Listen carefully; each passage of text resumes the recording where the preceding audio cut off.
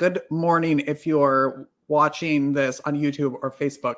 Just so you know, we're live when we record these. So you could go to our Facebook or YouTube channels and watch these live if you're watching them later or listening to them. Anyway, my name's Richard Wilmore, and I am your host of Arts for the Health of It.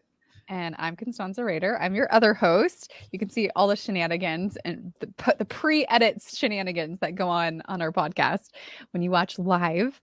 Let's be honest, we usually leave the shenanigans in even after the fact before we post what we're going to start doing is recording it right from the soon as our guest gets here, because there's so much. This is why we're always late. We're supposed to go live at 10. It's 10:10, and we've been talking and laughing, and none of it's been recorded. I know. We have so much fun as soon as people come on, and it's so much. We're gonna have so much fun with Claude Larson today. We're excited to have her joining us. She's a visual art, or she does art, and she has a goal to really make art inclusive, and works with people from all different backgrounds who may not be able to fully participate in a normal art class. And she's going to be talking with us about that. We're not going to do much ado about this. I'm going to read her bio and we're going to bring her out because she's a hoot. We're going to have a good time. Claude is an artist with over 2 decades of experience working with textiles, paint, and collage.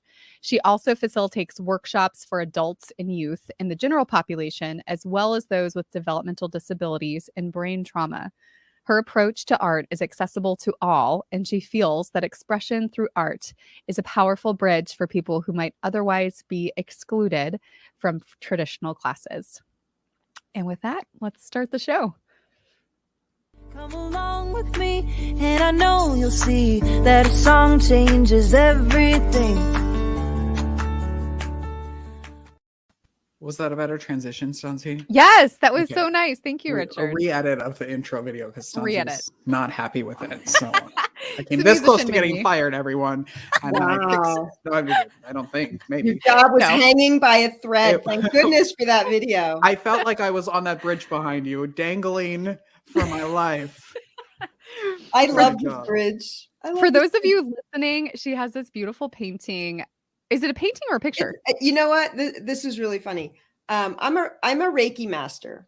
Oh, and this used to be the room when I had clients that would. I now work outside of my home, but when I had a home, setting in order to treat clients, this was that room.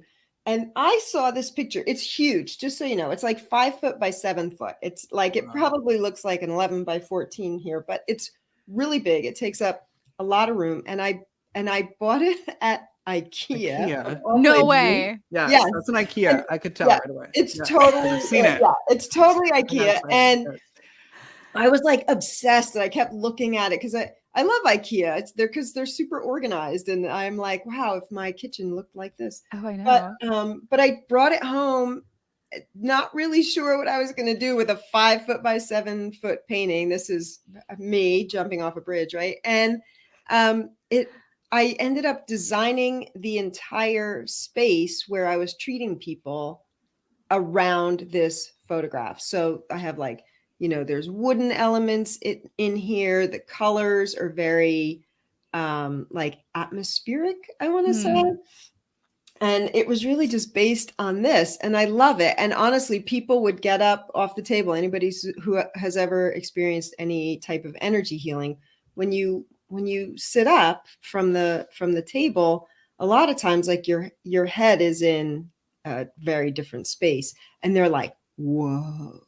And I'm like, yeah, I love it. And it is my constant reminder to try new things, take risks, because, and let me see if I tip my laptop, you will see on the other side, right? There's a tree there, but there's this very misty, ethereal kind of feel to it. And you're not exactly sure where this bridge ends, what's on the other side, what you're going to find there. And so I use it as just a reminder to myself that,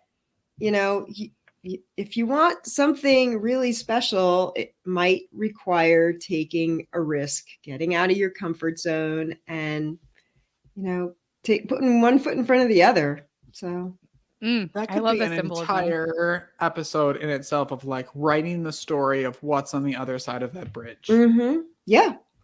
absolutely. Absolutely. Every season, we're in season 2 now, and everybody on season 1, we said we're just going to bring you back in season 2 because we have more. But now I feel like I want to bring you back in season 3 and do a whole writing thing with you. Okay. That would be fantastic. Sorry. Booked. Booked. So can you tell everybody what you do and why you do it? Sure. So what I do is I am all about creating visual art.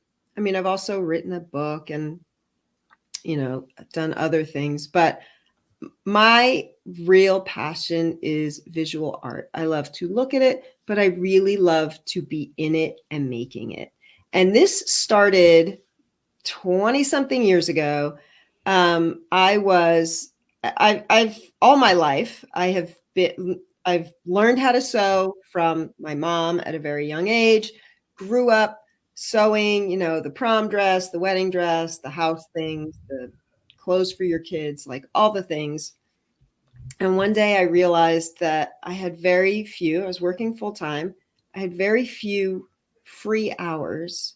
I was raising kids. I was busy. I had very few free hours. Why am I using them to make something I could buy? So why am I making pants if I could buy pants? It didn't make sense. I wasn't hard to fit. And it was kind of like, this is silly. I'm going to throw away all my patterns. Talk about jumping off a bridge. I just was like, nope, chuck it. No more directions. I'm just going to play with fabric. And that's kind of how it started. Let me just and I tried making a traditional quilt, got that quickly out of my system because it's all about like, let's measure and make the things exactly meet. And I did not find that rewarding. And some people, obviously, they love it. There's how many quilters out there and quilt magazines and books about it. And obviously it's a passion for many people, but the traditional route was not for me. So I just started playing with really no intention other than this is my free time. I really like this activity. I'm going to engage in it more often. And of course, if you keep doing something over and over and over again, miraculously, you get better at it. Isn't that crazy? And I actually was making them for several years for myself, giving them as gifts or whatever, sometimes throwing them right in the trash. But one day somebody saw one of my pieces and she was like, how much do you want for that? And I thought, oh, this is a thing that you can sell? I had no idea. I didn't know that this is where this was going. And from that point on, it was like, oh, okay. Like I made up a price and she looked at me like, no, seriously, how much, like it was way too low for what I had done in her opinion. And I thought, okay, well, no, I'm comfortable with that price. I'm happy with it. It was an experiment, whatever. And from there it grew and grew and grew. And from putting 2 pieces of fabric together, I went to collage, putting 2 pieces of paper together.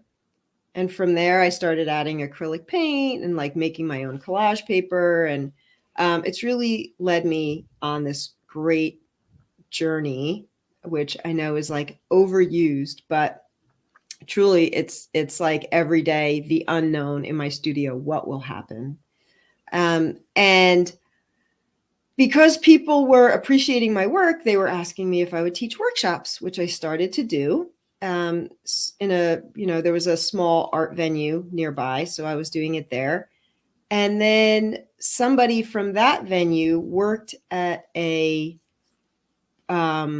facility for people who had experienced brain trauma at all different parts of their lives. Like some of them, unfortunately, drinking at prom and a car crash, and like the rest of their life, they have brain trauma. Some of them, a motorcycle accident, a car accident, like whatever. So there were varying ages of people, but they were all adults, and some had obviously cognitive struggles because they had this pretty traumatic brain injury. Some could speak, some couldn't. And it was just like, for me, I was like, sure, I could do this. Why not? And so I laid out a class and I said, okay, they can't work for like a 3-hour workshop span of time. So I said, we're going to do this 1 hour, every Wednesday or whatever. At this time, I'm going to come up once a week, and every Wednesday for 4 weeks, I'm going to take them through the process. Rather than try to fit it in a 3-hour workshop, I just broke it down for them. And I knew if this takes a half hour, I'm going to allow an hour, because by the time, I explained it and then went around and made sure everybody understood it and all of that. And I want to say, I think there's like a dozen adults in this workshop, and they all ended up creating their own collage paper and then using that to create their own collage, which I then like finished. I did like the fussy, layers of mediums and varnish and all that.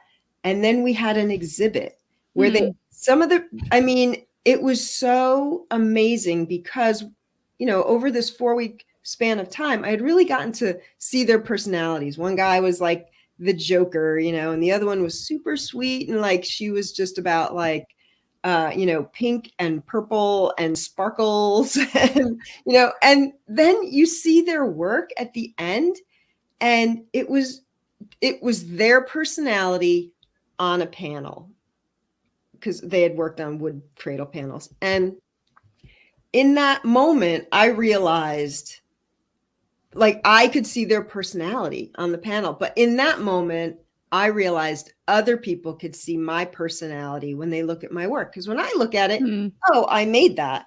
Oh, this is, what I liked about that process or what I liked about that piece. But all of a sudden it was like, oh, I get it. This is a piece of me, just like their work was a piece of them. It was great. I mean, it was really great for me as a teacher, because you have to really hone your communication. They're not going to make assumptions. They're not going to make a lot of leaps. You have to be very descriptive and at the same time allowing them freedom, because they'd say, well, can I do this? Well, let's see. Well, why don't you do that? And let's see what happens. Well, what do you think about what happened there? Do you like that? Okay, great. Oh, you don't like that? Here's some more paint. Why don't you just paint it a different color? Or, why don't you go on to the next piece of paper and see what happens? And they all of a sudden were like, oh, there's no rules here. I was like, you are limited by the materials you choose and the size of the paper you are currently working on. But beyond that, there are no limitations or rules here. And they got to trust. And really by the end of the 4th week, it was just really exciting. They, the local art gallery hung their work, and they had an opening reception for them, and, the snacks and all the things, and the people came, and it was delightful. I can't think of another word. It was just delightful. And after that experience, I had the opportunity to submit to work with a group of developmentally disabled adults.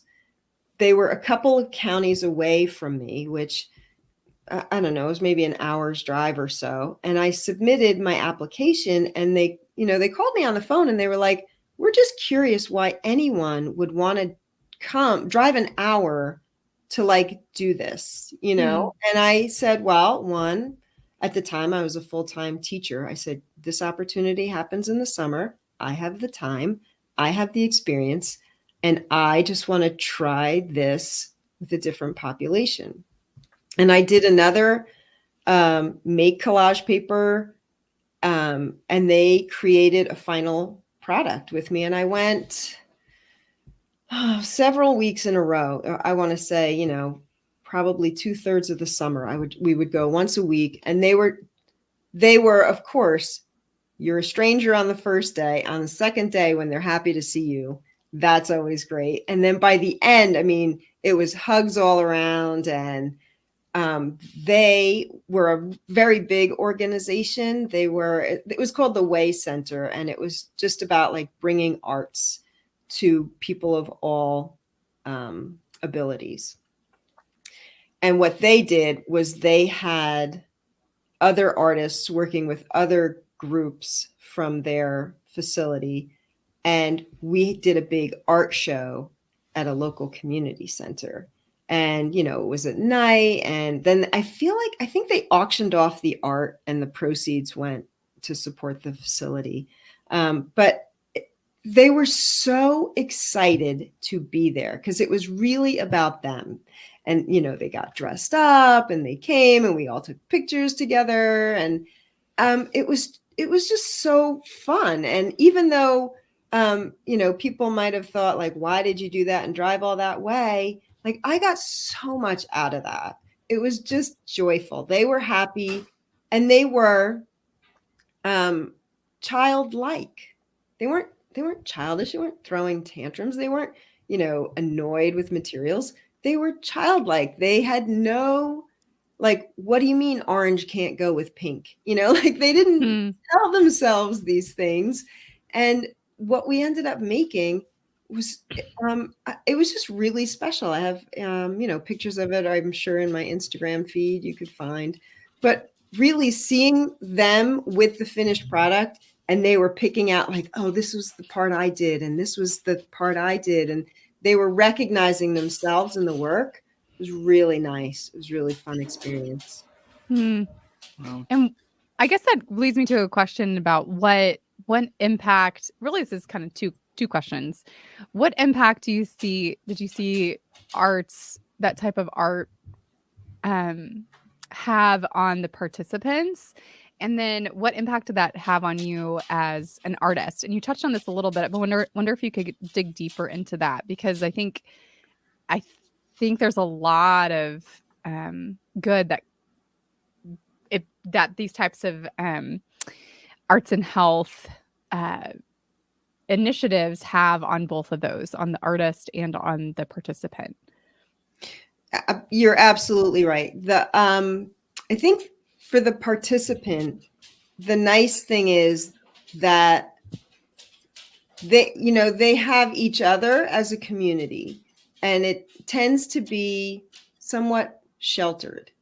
So now they're having experiences with people outside of their normal, you know, day-to-day interactions, and they start to realize that there's a lot of fun to be had out there. There's people to meet, and some of them really come out of their shell. And art is sort of the medium for that to happen, right? Because I could go there and just have conversations with them, but they might be hesitant to speak with me, or they might be nonverbal because some of them were, that was their circumstance as well. So now we have this. I have now just created a common ground that we are going to both experience together. So it builds trust right away, and it creates a relationship it's just really nice. And for me, it was very eye-opening because I was a middle school teacher and I taught physics and chemistry. So even though I love making art, people were like, oh, you must have been an art teacher. No, I was not. And so for me, working with this population, it was different from what I do every day. And just to be clear, if you think back on 7th and 8th grade in your life, what were you most concerned about? You know, what other people thought of you? Was your outfit going to be cool that day? Were you going to embarrass yourself in phys ed? You know, like they are still have those thoughts. Yeah, they are.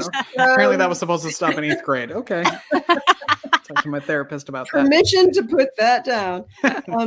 But they are so concerned about what other people think of them, and these folks are like, this is who I am, and they don't worry about it. And that was so liberating for me, because when I created artwork, I'd be like, will people like it? And I would worry about that. And I would ask myself that. And I'm like, it doesn't matter, because if we're all having fun and we're enjoying the process, literally there were those panels from those artists with brain trauma, and it was their personality on a panel. And I thought, that's what I want. And I have kept that with me as I've moved forward, because it's kind of like, yeah, this is a little piece of me. Not everything is for the general public viewing. Let's be honest, because there also has to be some elements of art if I'm going to put it out there. But it's very liberating to go in my studio and play. And I mean, the last series that I just did, I was like, okay, I'm going to scale up. I'm going to use this color palette. I'm going to do these things. Some of those paintings have 12 layers of paint on them, because I was like, well, I'm just going to do whatever, see what happens. And then I would stand back and I'd keep going until I was like, well, I kind of like this. And then I'd put it to the side. I'd work on something else. Oh, okay. I'd get everything to where I kind of liked it. And then I'd figure out, what do I like about it? Why do I like that? What do I need more of? What do I need? What doesn't need to be there? What can I paint right over? And so I just sort of edited it. And when I stand back and look at it, I go, wow, every single one of these is a reflection of me. Every one. Like, when it gets to the point where I love it and I stop, it's like, oh, now I see it. And these adults that I was working with, it was like they saw it immediately, because they didn't have the critic in their head telling them, is it good? Is it not good? They'd be like, no, I like it. I like it exactly the way it is. Okay. You don't want to add anything else? Yeah. You sure? Okay, great. Then there it is. Like, it's done then. And they knew when it was done. And I think that was so like refreshing for me, because even now, I'll hang it on the wall. I'll think it's done, but I will never commit until at least the next day, when I walk in and I go, yep, still love it. Don't want to add anything. Don't want to take anything away. They just have a very immediate response. It's delightful. And it's, yeah, I appreciate it. I learned a lot from that. It's a great tip, though, to not, I do that. Like, I'm not a great painter, but I like to paint, and usually my stuff gets hung up in my garbage can. But to maybe like give yourself that space and that time to step away from it, instead of just like, I have to do this. The finished product that I do today has to be what I'm happy with. But to walk away from it for a minute and think about it and look at it again, once the paint fumes have dispersed, right. to go Once back. You're getting full oxygenated brain, once that's well, and it's funny because on my website, there's a picture of me that my husband like snapped. Like, we were in the basement. I said, oh, this podcast, they need a picture of me. Can you just take it? Like, I'm going to paint and I'm going to do things, like whatever. And at one point I just kind of turned around. I was standing there, but it was like, that was what I look like. Like, I was like, that's me. That's the shot. That's what I'm going to send them. And behind me was the series I was working on. And I remember at the time thinking, wow, these are really coming along. These are really going somewhere. I like these. Yeah, that was like paint layer 3. And when they're finished, they're now on my website. There is not 1 inch of anything that was on those paintings behind me that remains in the final paintings. Wow. So like, you think to yourself, I'm just having fun painting. Like anybody. And that's where, I work mostly non-representationally, mostly abstractly. And the thought of like sketching it out first and like having it have to look exactly like something, it does not entice me to go into my studio and paint. It just feels like a lot of pressure. And this is like, I painted a layer and I get it out of my field. And at one point I had painted, I'm into this series of paintings and I had them all drying. I had them like sort of laid out on paper on the floor. And I had them all drying, and we went away. I want to say we were gone maybe like a week, my husband and I, and we come back.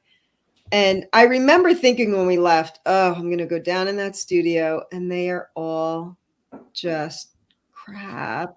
Like, oh, these are so bad. We go away for a week. We come back. I walk down. I go, oh, no, wait, these aren't that bad. These have potential. Like, these are going to be okay. Like, you thinking like these little fledglings, are they going, am I just going to like light them, get the Zippo lighter and like, burst into flame, or are these going to go somewhere? And they ended up being my most recent series of paintings. And I was just kind of like, wow, I totally thought they were going to end up in the garbage, but just kind of keep going. Yeah. I love that connection you made between like what you learned through your work with vulnerable populations and how that impacted your art making. And before we went live, we were talking with Catherine, who's behind the scenes right now. She's our producer today. But we were talking about, she was introducing herself, and Catherine was saying, oh, I was an artist in residence with Hearts Need Art. And Claude was like, oh, what is that? So I think that's a good opportunity Catherine didn't know we were going to do this today. So but we're going to bring her on. Can we take a break quick? Yes. After the break. This is called a teaser. It's called a segue. Yes. We're going to take a break, and then we'll be back on with Catherine. Whether you consider yourself a musician or not, music is all around us, and it affects our everyday lives. Whether it's background music influencing our shopping habits in a store, organ music adding the vibe to a baseball game, or a playlist convincing us to keep going on that last mile of a run. I'm Mindy Peterson, host of the podcast Enhance Life with Music, where we take a holistic look at the power of music in our everyday lives through the lens of science and health, sports and entertainment, business, and education. You can find me and Enhance Life with Music at mpetersonmusic.com/podcast or wherever you get your audio. Unleash the power of music. Medical professionals are burning out at an alarming rate. Burnout can cause health workers to feel hopeless, trapped, helpless, worthless, depressed, sleepless, and tired. By joining the Hearts Need Art Gratitude Grams program, medical staff receive a personalized email and video from a musician, an artist, or writer once a week that includes a message of thanks, an encouraging song, uplifting poem, or a simple art activity. After watching their gratitude gram, participants report feeling more hopeful, empowered, energized, and appreciated. If you are or know a healthcare worker that would like to receive free gratitude grams, please visit heartsneedart.org. Right, we're back. Oh, Catherine hasn't put herself in yet. She's afraid. There she is. Hi, There Catherine. she is. I have to unmute myself. So Catherine was an artist in residence with us for about a year, and then she had to move. She's now in Mississippi, and she just moved, and we're sad that she had to leave, but she's now helping us with marketing and kind of producing our podcast and some other things. So we're glad she's still part of our team. But Catherine, would you like to share about what an artist in residence or an arts and health professional is? Sure. Catherine, pull your hair away from your microphone. Okay. Catherine, Is that if you're okay. listening, Catherine has this beautiful curly hair, and it was encroaching on the mic. It needed to make an appearance. Okay, so I'm not sure where to start, but basically with Hearts Need Art, we have artists, musicians, and writers that are trained by Hearts Need Art to go into hospital settings or medical settings and work directly with patients. The patients that I mainly served were oncology patients. And so it depends on the hospital. Some hospitals you can do window paintings. You can, if they're not up for doing an art activity, you can create something on their window for them.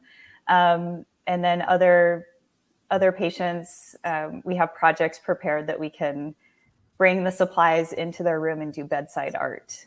So, Claude, I know you had questions before, so we can turn this into your interview. The interview. Ooh. If you have questions for her, now is the chance. Right. So I have been, I've done a lot of things in the past 20 years on the art journey. And the one that I've really sort of got my hooks in right now that I'm researching and trying to find a good fit is an artist in residence experience.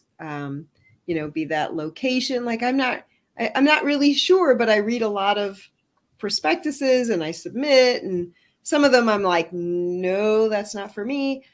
So I was just curious, what brought this to your attention, what inspired you to apply, right? And what the experience entailed. Like now you're telling us, okay, you were providing it in a medical setting. But how was that supported, and what did you get out of it? So I found out about it through a friend of mine.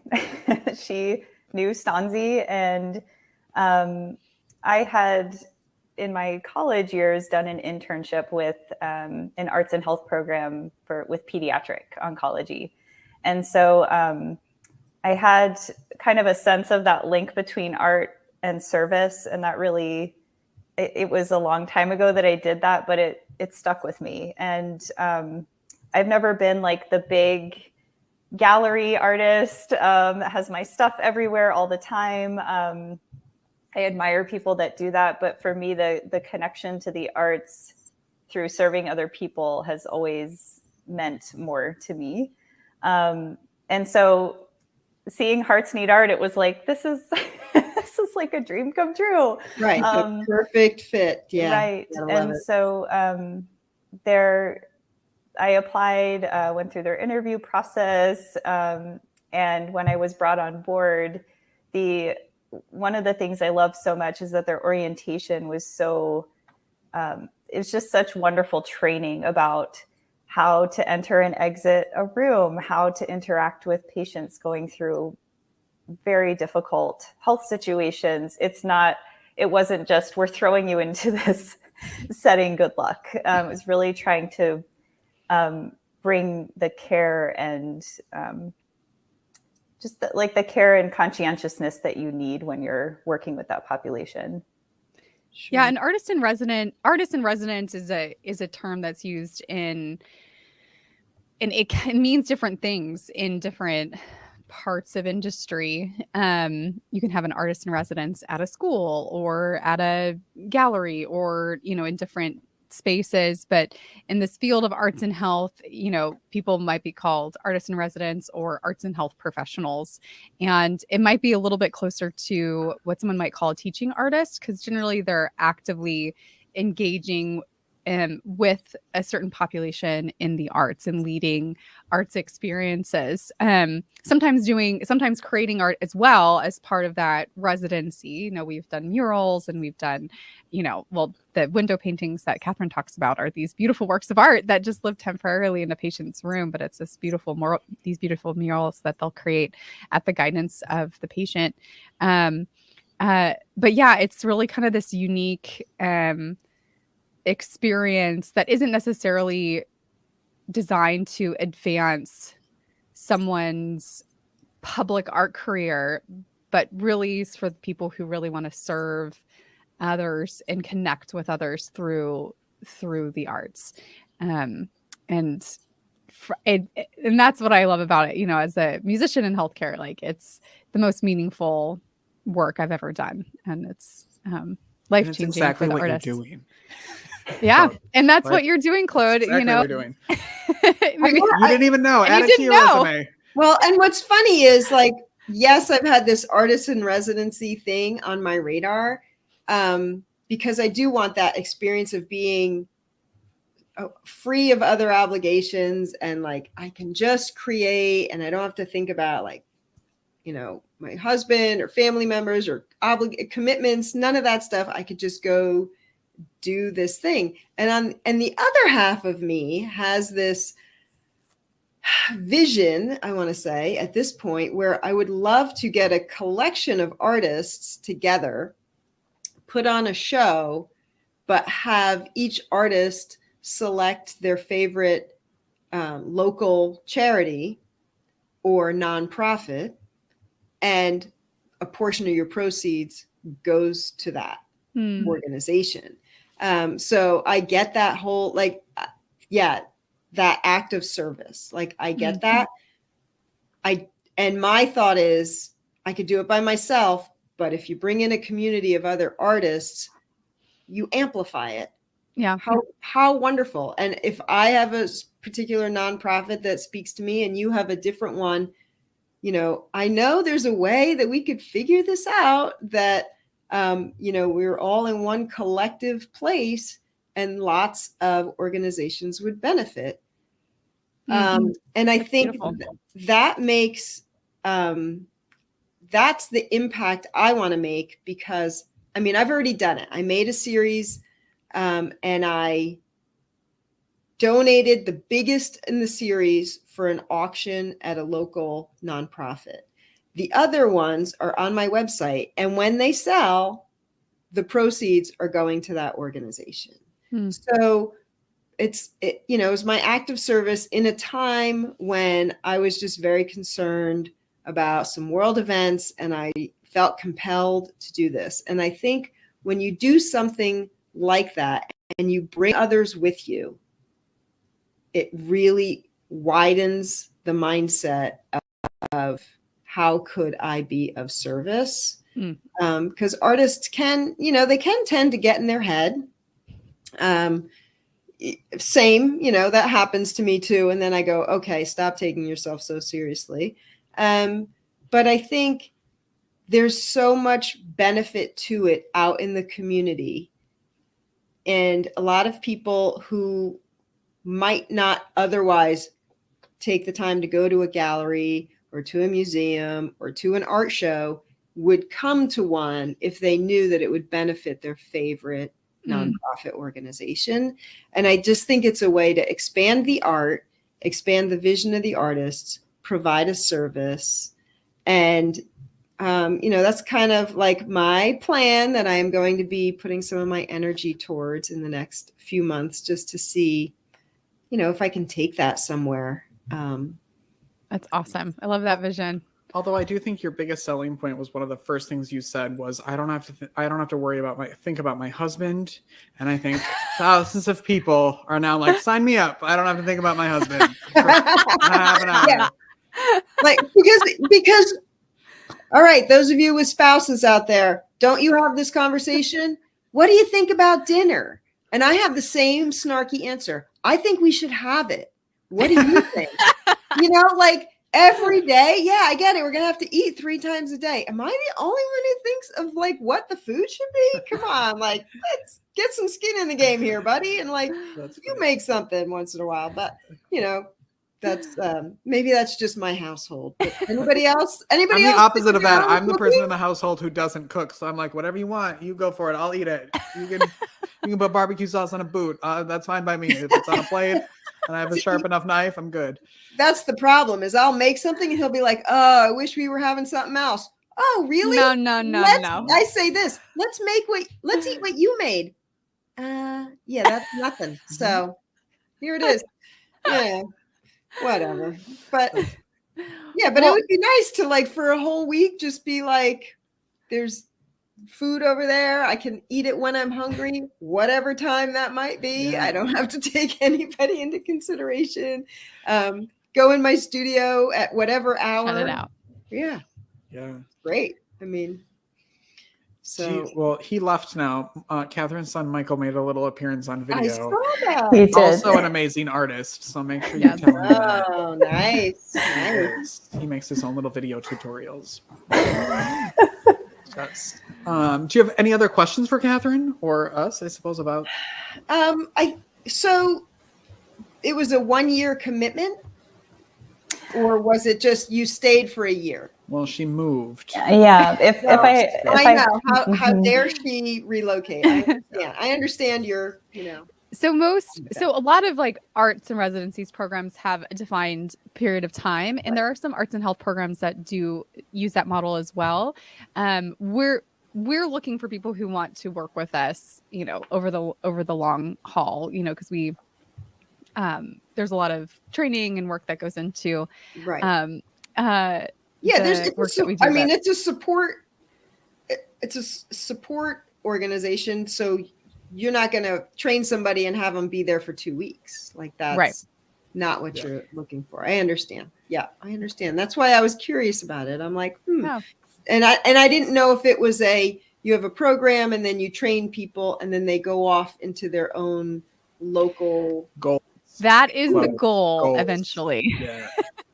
Nice. So eventually goals, because there's so many artists around the country that would love to do this work and that actually reach out to us on a regular basis. Like, how do I work with you guys? How do I do this work?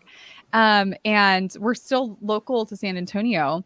But we know that there's a lot of desire and a lot of need out there to activate local artists to expand the work that they're doing in their local communities to include populations that wouldn't normally have access to the arts, people in hospitals, people with disabilities, people with brain traumas like you've worked with.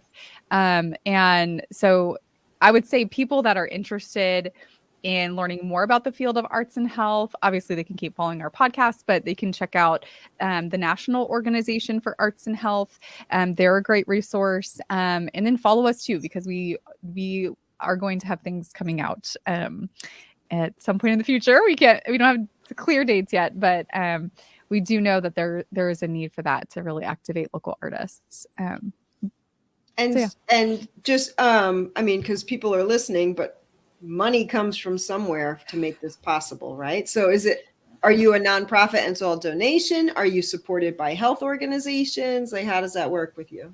Yeah. So like most arts and health programs, we're supported by a combination of individual donors, grants, and institutional support. There isn't these services aren't reimbursable within the context of a hospital. Like it's not like you did a surgery and you get reimbursed this amount of money by the insurance companies. There isn't a reimbursement mechanism yet. So there's still a lot of need for philanthropic support of this type of work.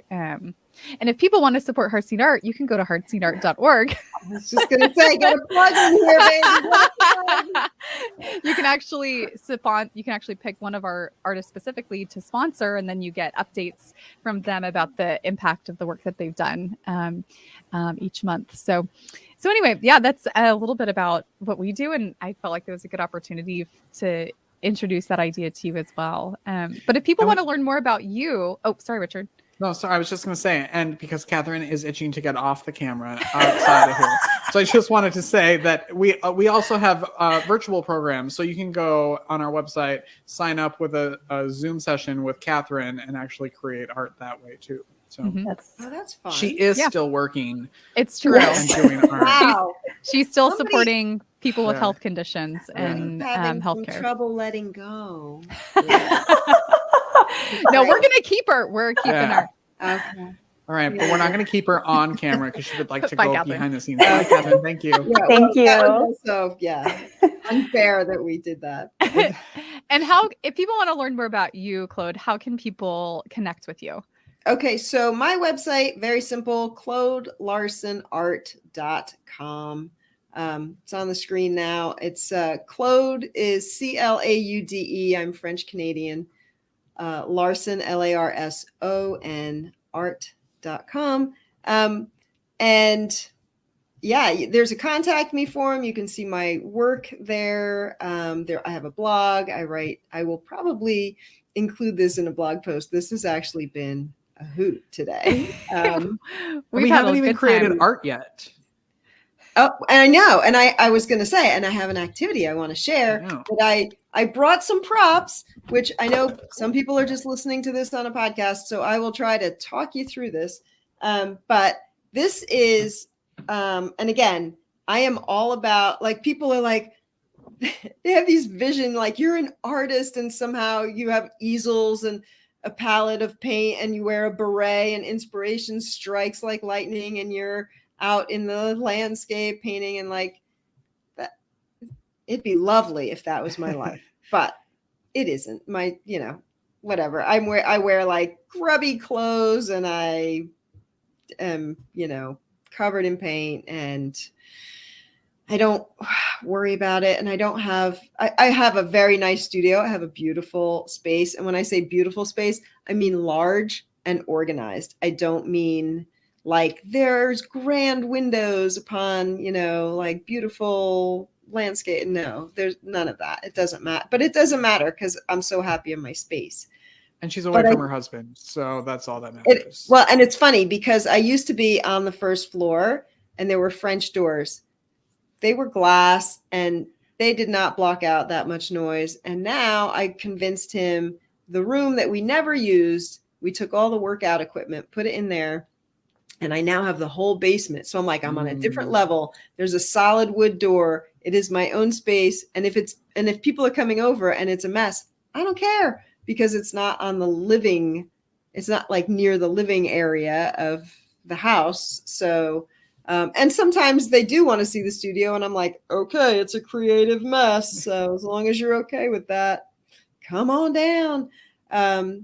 So anyway, I brought today a little activity that I have done with adults as the start of a workshop to loosen up. I've done it with my 4-year-old grandson. So this is a great family activity, super simple, super inexpensive, and really kind of a lot of fun. I like it myself. I make a lot of collage paper, and I also do this when I'm starting a painting if I want to make some marks so that I'm not staring at the big white canvas, as they say. This is just a real easy thing to do. So I am starting with, this is a, just like, you get the plastic containers. These are not like my good plastic containers that I would store food in. These are those ones that you buy if you were going to somebody's house and you knew you were leaving the container there. They sell them in like 2 and 3 packs. So I just have a container. It doesn't have to be particularly big or any particular size. And I pour black ink in here or black acrylic paint. It doesn't have to be expensive. The ink is relatively inexpensive, maybe a few dollars for maybe 4 to 6 ounces. You can also buy the black inexpensive paints that they sell in box stores. The idea is to get I use black to start. You can get any color. If red lights you up, like buy red, it doesn't matter. But pour some paint into a container that you will never put food in again.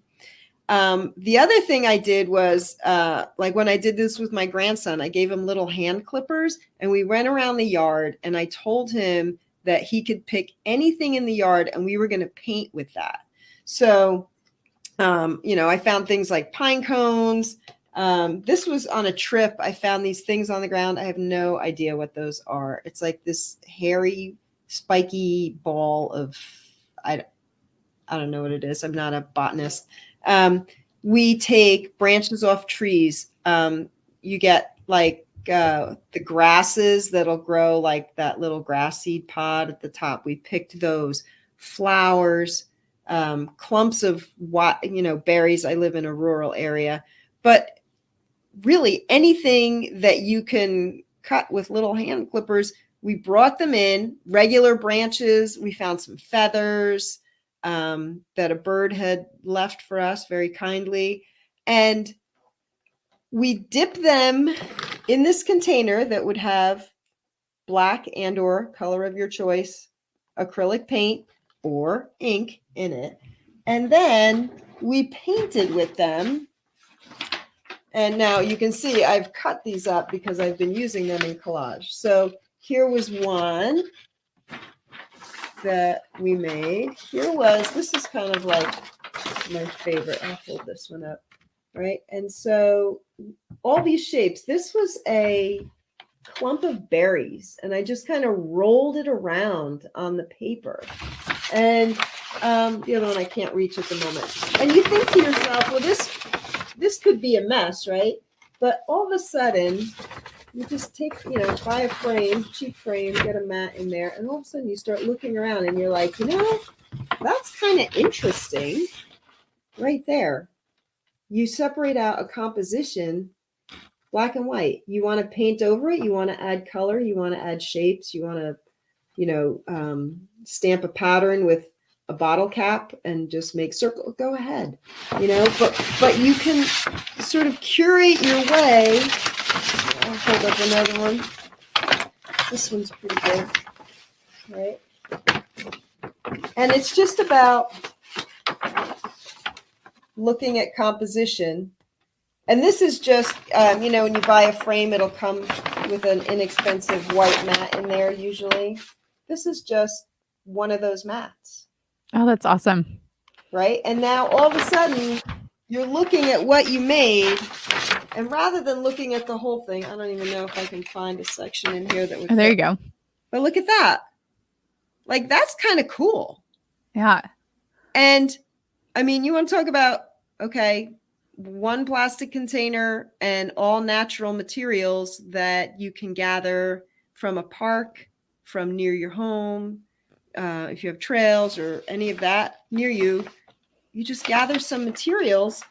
And the best part is you don't really know what it's going to do. And I mean, at one point we had some decorative grasses and it had this giant, it was like this giant feathery thing at the top. I don't know what to call it. Again, not a botanist. And of course, my grandson couldn't wait to go over and cut that down. And so now he has this 5 foot tall stick with a feathery thing at the top. Well, this was beyond exciting. So of course I had paper. I had taped it to a piece of cardboard. Hello, anybody have an Amazon box at home? So I had taped it. And he's painting with this wildly. He had the best time. He could not wait because, I was watching him while his brother was, his mom had to do something with his brother at school. And when his mom came, he was like, look at this. He was so excited. And I took pictures of him in the process. And I was thinking to myself, thank goodness we are outside. Because it was crazy. Only a 4-year-old. And I had said to her, dress him in something you really do not care about because it might not come back in the same condition. They know that pretty much every time the kids come over here because they always want to, paint and do stuff. So that's awesome. Yeah. So that's my super cheap. If a 4-year-old can do it, and I used it in adult workshop. And they were like, I have never done this before. And these were artists. These were some of them had degrees in art and some of them had all kinds of training in art. And some of them were just, this is what I like to do. And so I paint. And they were like, I've never done this. I've never thought of doing this. And I said, well, I wanted to try new brushes. I didn't really want to spend $100 and whatever to find out whether or not I liked some of them. And I was like, what could I use instead? And I was like, oh, look at this. Let's try this. And at one point I took a stick and I dipped the whole stick in there and I rolled it across the paper. And it just makes crazy designs. And the best thing about it is you don't know what you're going to get. And then you get to stand back, look at it. And of course, you're going to edit out. I like this part. I don't like this part. Throw a mat on there. I mean, very simple to just do that. And then if you want to paint over it, add a color black and white and red. That's pretty standard, and if you just want to have time with your family, you're outside. There's no, I'm very analog, I love all the pre-internet ideas that run through my head. I don't need to Google anything for that. I'm just gonna do this. And, you get them away from their devices and from screens and you spend time together. And it truly is art appreciation because I know we've all seen artwork where you look at it and you go, I don't get it. Mm-hmm. Right? But this is now you've made it. You got how it got made. It can only exist this one time because it was your movement, your gesture. It was this leaf or feather or pine cone or whatever you've gathered, right? It came from nature this one time. You're going to use it this way, right? And I try to stretch them. Okay, if you're going to take a pine cone and you're going to roll it, great. What if you took the bottom and like did it in a circle? What if you used the point of it? Try to use it in a lot of ways, or as many ways as you can think of, because it just expands your mind, opens up your creative process. And when I did this as part of a workshop for adults, they were, you could just see the wheels turning. Oh, just because it's a stick doesn't mean I can only do this with it. I could roll it, I could swoosh it, I could, fling paint with it. And it behaves differently than store-bought art materials. And then you end up with art that doesn't look like store-bought art. It's I find it really fun, and it's still how I start a lot of my paintings. That's great. What a great suggestion, and so accessible. And thank you so much for taking the time to share your process with us and share something practical that our listeners can do. It was great to have you on today. And if you do it, if you're listening or watching and you do it, make sure you tag us, take photos and tag us We want to on see social media, and we'll share those. And also, Catherine, can you please do that with Michael? We'd love to see Michael's work. Yes. Yeah, right. How easy is that? And then they start to appreciate it. And even at a young age, they start to see what part of it they like, and just like that compositional, do they like harmony or discord or, it tells a lot, like just like my panels with the people that I have worked with and they exhibit it in a gallery, what they pick and what they love is so in line with their personality. It's really remarkable. That's awesome. Thank you so much for having me on today. This was a lot of fun. It was. Thank we had a you. great time. And thank you for watching and listening. Make sure you subscribe wherever you're doing those things. We're back every week with new episodes and new people and new activities and new things to talk about. So thank you. Keep creating, everyone, and we will see you later. Bye. Bye.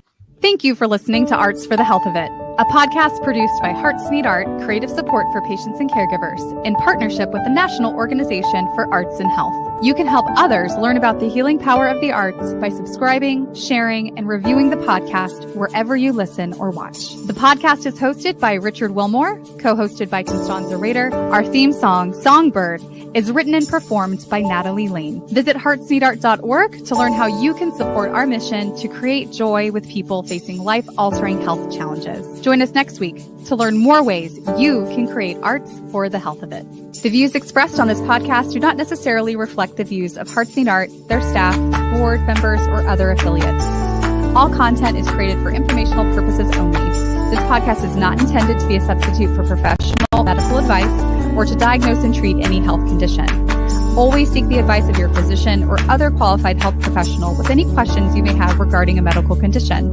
Never disregard professional medical advice or delay in seeking it because of something you heard on this podcast.